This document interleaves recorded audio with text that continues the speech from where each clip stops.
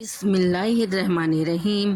کہانی شروع ہوتی ہے مکہ سے، جب رسول اللہ صلی اللہ علیہ وسلم پر مشکلات کا سمندر ٹوٹ پڑا تھا۔ لوگ ان کا مذاق اڑاتے، انہیں ذلیل کرتے اور ان کو لوگوں نے اکیلا چھوڑ دیا تھا۔ تب اللہ پاک کے حبیب نے سوچا شاید طائف کے لوگ ان کے حق کو قبول کر لیں۔ اس امید کے ساتھ رسول اللہ صلی اللہ علیہ وسلم ایک لمبے سفر پر نکل پڑے۔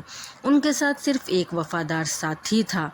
طائف کے لوگوں تک پہنچ کر نبی صلی اللہ علیہ وسلم نے پیار اور حکمت کے ساتھ اللہ کا پیغام پیش کیا، لیکن طائف کے سرداروں نے ان کا مذاق اڑایا اور کہا تمہیں اللہ نے پیغمبر بنایا ہے۔ پھر انہوں نے بچوں اور گواروں کو رسول اللہ پر پتھر مارنے کو بھیج دیا۔ ہر طرف سے پتھر برس رہے تھے۔ رسول اللہ صلی اللہ علیہ وسلم کے پیر سے خون بہہ رہا تھا، کپڑے بھی لال ہو چکے تھے۔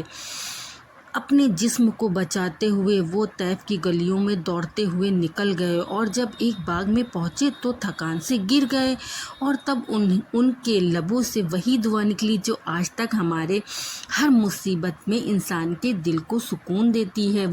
وہ یہ دعا تھی، یا اللہ میں تیری شکایت نہیں کرتا، بس یہ عرض کرتا ہوں کہ تو مجھ سے راضی ہو جا۔ انہی لمحوں میں اللہ نے پیارے نبی صلی اللہ علیہ وسلم کو اپنی رحمت سے لپیٹ لیا۔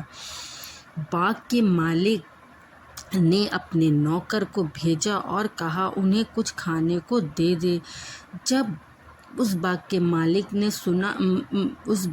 نوکر نے سنا اور ان کو دیکھا تو وہ رو پڑا اور بولا آپ تو اللہ کے پیغمبر ہو، یا اللہ تعالیٰ آپ رسول صلی اللہ علیہ وسلم کو یہ پیغام دیا، اگر لوگ تجھے ٹھکرا دیں تو غم نہ کرنا، میں تیرے ساتھ ہوں۔ اور کچھ دن بعد اسراء اور معراج کو معجزہ ہوا، جہاں اللہ نے اپنے حبیب صلی اللہ علیہ وسلم کو اپنے حضور کو بلایا۔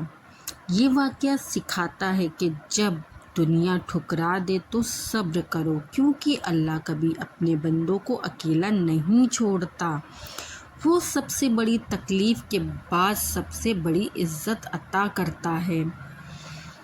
اگر آپ بھی مشکلوں میں ہیں تو طائف کے واقعے کو یاد رکھیے، صبر رکھیے، دعا کیجیے اور یقین رکھیے کہ اللہ ضرور راستہ نکالتا ہے۔